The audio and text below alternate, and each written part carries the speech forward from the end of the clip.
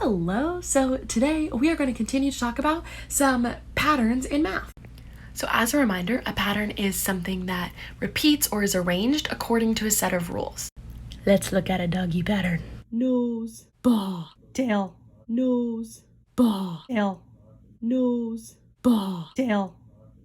So you get the idea, but what does that mean in math? So today we're going to look at some Scrabble tiles. In the quarantine, I've been playing lots of Scrabble. Lucy, I won again. You can't just keep spelling dog over and over.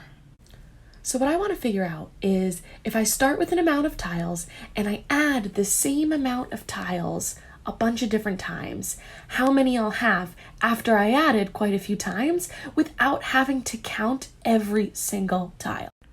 Tile 347, tile 348.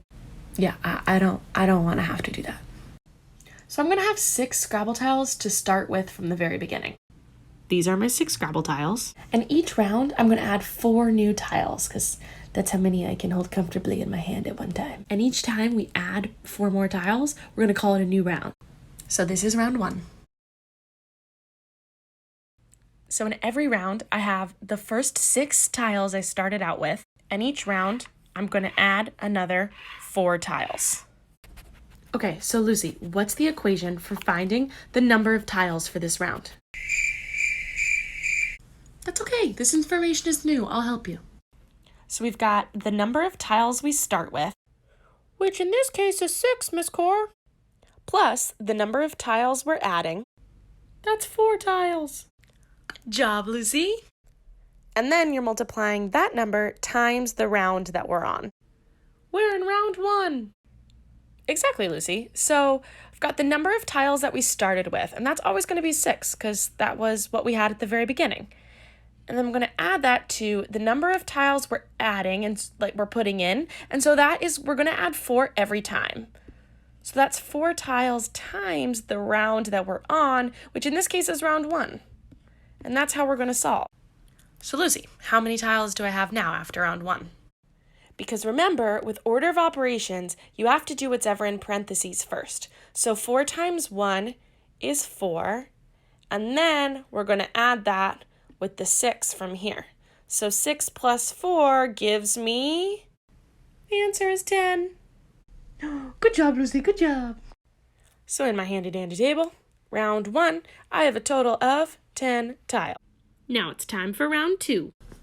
Now we have to think about how many tiles would be in the next round. So that's 6 tiles we start off with, plus the number of tiles we're adding, which is 4, and then this is round 2.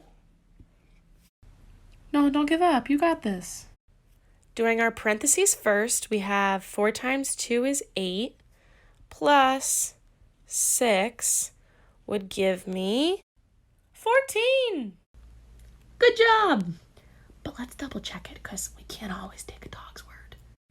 We have the 6 we started off with, and then we added 4 for round 1, and we're adding 4 for round 2.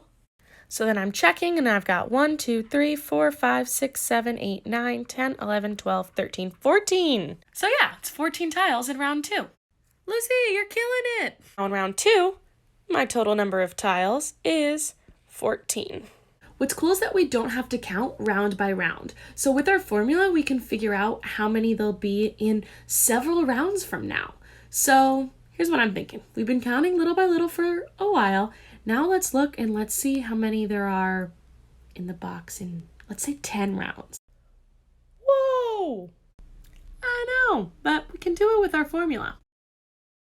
So we have the amount that we start with, 6, plus the number of tiles that we're adding each time, 4, times the round that we're on.